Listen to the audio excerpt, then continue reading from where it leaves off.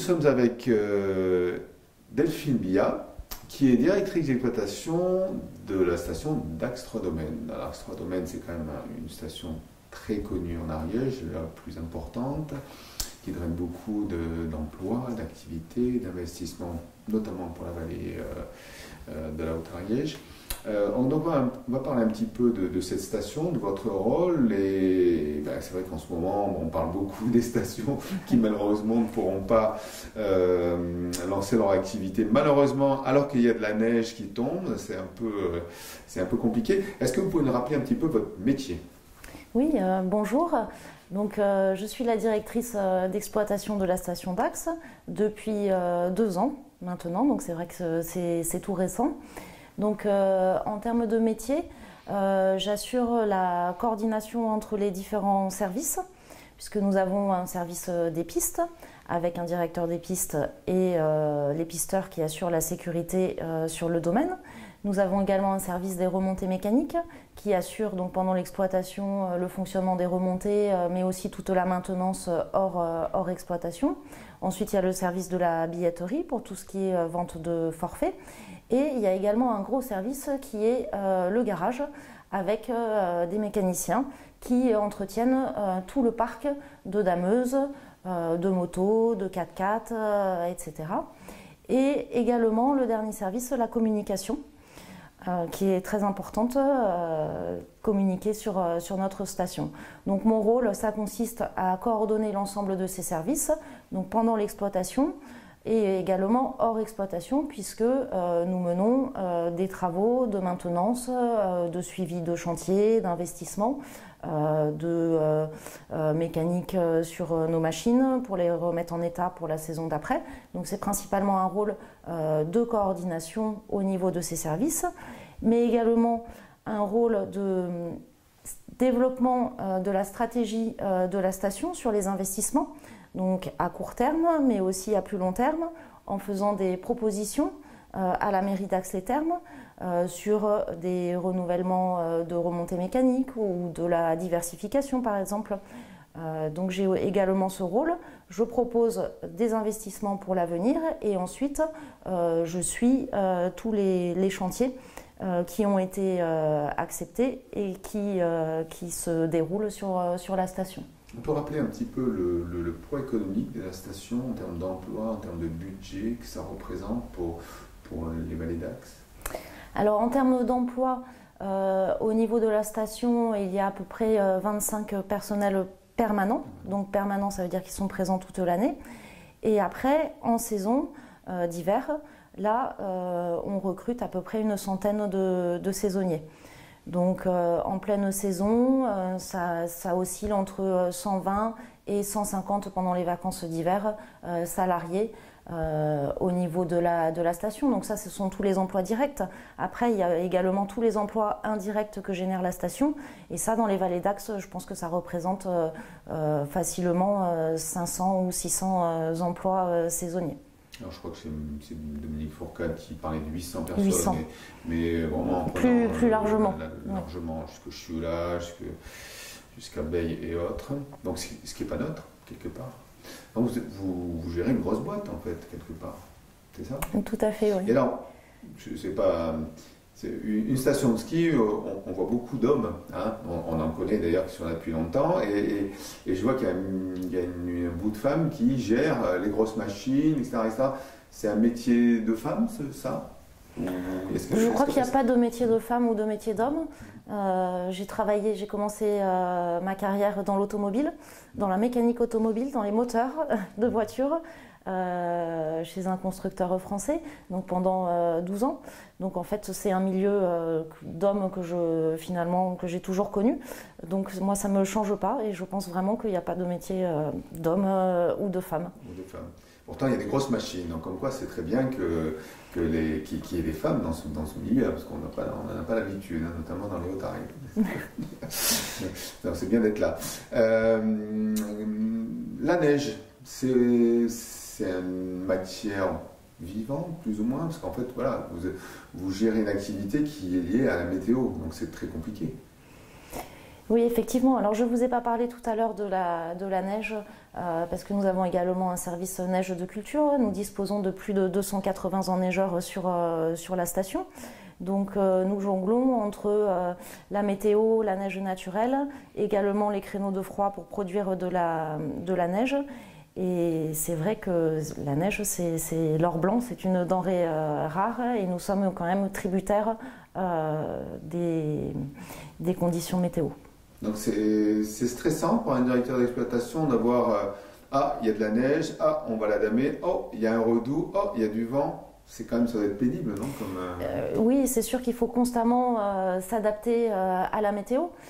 Quand on a de la neige qui tombe, comme c'est le cas actuellement, il faut damer, ouvrir le manteau neigeux, ensuite le refermer, et pour pouvoir conserver cette neige plus longtemps. Donc c'est vrai que c'est très technique comme métier.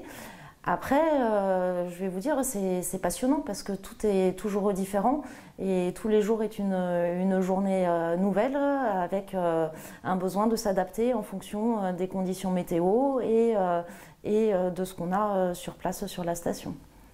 Alors, pour que les gens ne comprennent pas forcément, quand il neige et que la station est fermée, hein, elle va être fermée administrativement même pendant les périodes de Noël, a priori, sauf si un miracle arrive, on va dire.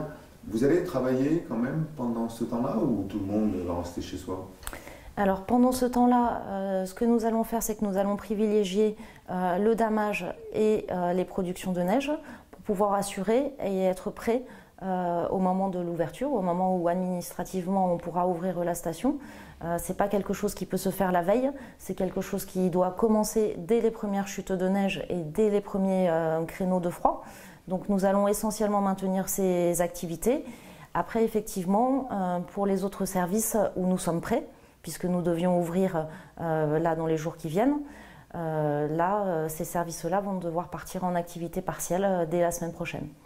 Alors on parlait d'exploitation, on parle aussi de changement climatique, hein, donc on est sur des processus longs.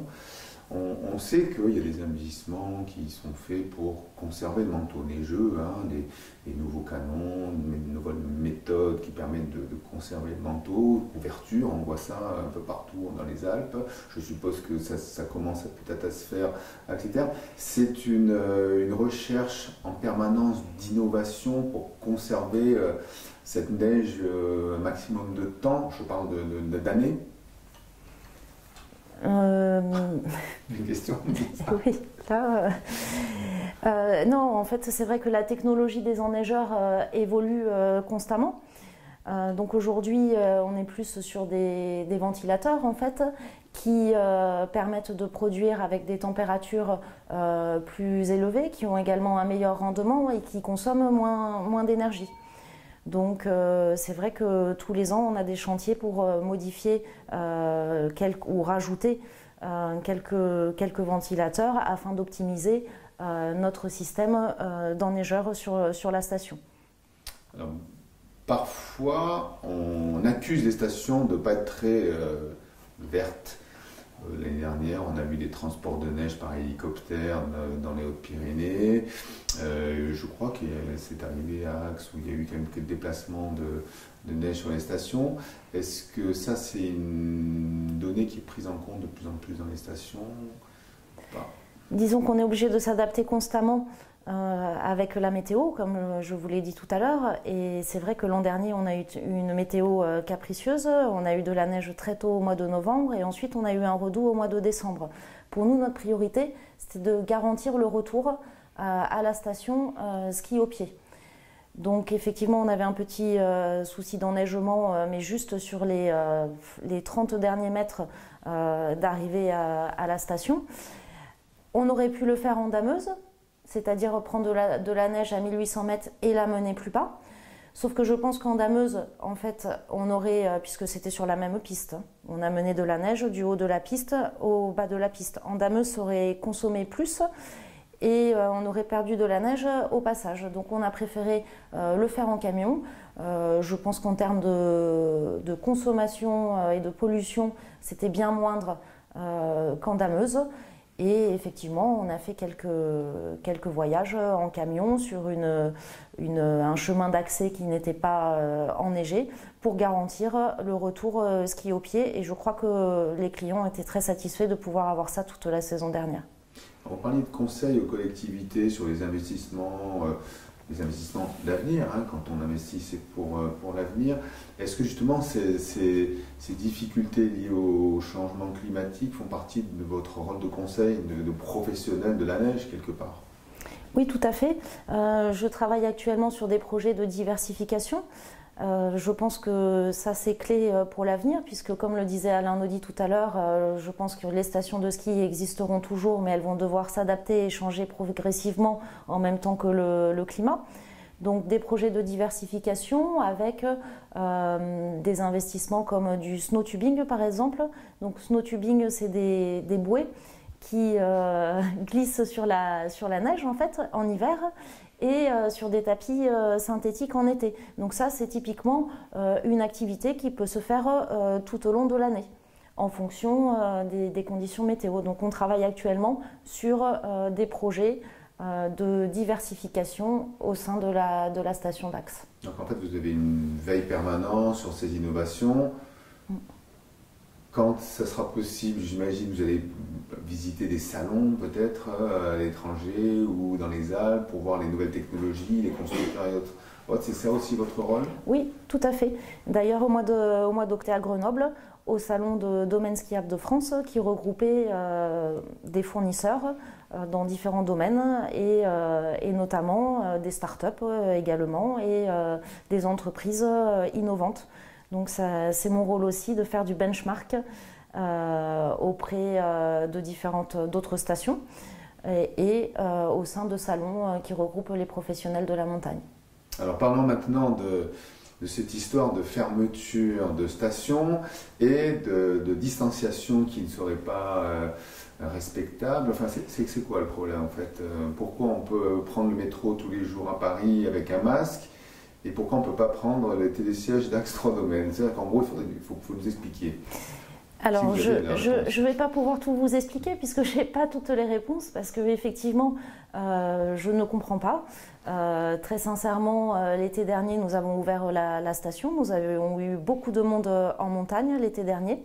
Nous avons mis en place un protocole sanitaire strict avec port du masque obligatoire. Alors, on rappelle qu'il y a des descentes à VTT l'été, hein, il me semble bien que... Oui. Voilà, donc...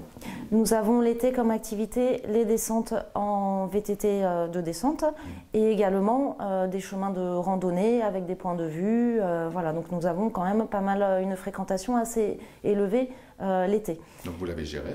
Donc on l'a géré sans difficulté, port du masque obligatoire, distanciation sociale, gel hydroalcoolique à disposition, désinfection des cabines et ça a très bien marché. Alors effectivement la fréquentation de l'été est bien inférieure à celle de l'hiver, mais l'hiver les clients, les vacanciers, ils sont équipés de masques, de casques, de masques. Là j'ai raté. Ouais. Ils sont équipés de gants. De gants. Donc ils ont tout. On va recommencer. Oh, je recommence ça. Donc l'hiver. Donc l'hiver, nos clients sont équipés de casques, de masques, de gants, de blousons bien chauds. Donc effectivement, je pense que cet équipement, pour moi, est déjà un frein à la propagation de l'épidémie. Domaine skiable de France travaille depuis 6 mois sur un protocole sanitaire très strict, l'avait fait valider par le gouvernement. Donc moi aujourd'hui, je ne comprends pas pourquoi on ne peut pas ouvrir nos stations. Pour moi, il y a moins de risques. Nous sommes dans des grands espaces, à l'air libre. Nos domaines skiables sont très grands. Donc pour moi, c'est une aberration de permettre de prendre le métro, le train, l'avion et de ne pas pouvoir reprendre un télésiège. D'autant que vous pouvez limiter le nombre de personnes par siège, gérer les queues, etc. Je suppose que c'est ce que vous avez fait cet été et qu'on peut très bien gérer. Et alors en fait non, juste avec les masques et tous les équipements, on peut mettre 6 personnes sur un télésiège sans problème. Aujourd'hui, c'est ce qu'on a fait l'été dernier et c'est ce qui fera quand on pourra ouvrir. Autant que le métro. Je pense que c'est moins que le métro. Et alors en fait, normalement, vous êtes géré par le ministère des Transports. Tout à fait. Donc c'est auprès du ministère des Transports que la négociation s'est jouée surtout, ou c'est directement au niveau du Premier ministre et du Président? Alors les négociations entre Domaines skiables de France et le gouvernement se sont réalisées avec le Premier ministre essentiellement, puisqu'il y a eu 2 réunions ces dernières semaines avec le Premier ministre. Et maintenant, il y a un recours au Conseil d'État, puisque effectivement nous sommes rattachés au ministère des Transports et nous ne comprenons pas pourquoi les trains peuvent circuler, les métros, les bus, les avions et les stations de ski ne peuvent pas ouvrir. Bon, en espérant que ce ne soit pas trop dramatique, je suppose que vous avez fait un peu d'administratif, demandé des périodes de chômage partiel en ce moment, c'est ça qu'en fait le boulot de la directrice d'exploitation, malheureusement? Malheureusement, c'est ce que je viens de faire ces 3 derniers jours et que je vais continuer à faire dans les jours qui viennent. Vous aviez pris les saisonniers déjà, les contrats saisonniers? Alors les saisonniers, nous on va les recruter dès qu'on aura l'enneigement suffisant pour ouvrir la station. Donc c'est-à-dire que si le 12 décembre nous sommes prêts, nous aurions été prêts à ouvrir la station, nous recruterons les saisonniers à ce moment-là qui basculeront malheureusement en activité partielle à 100%. Bon, ben bon courage, hein. On espère que la neige va rester, parce que souvent, début décembre, elle arrive et hop, un petit flux de sud arrive et elles fond, malheureusement. Mais bon, au moins, on espère qu'il y a peut-être des gens qui vont venir sur les vallées d'Axe, voir les beaux paysages et pourront faire des marches à pied peut-être. Voilà, merci David. Merci.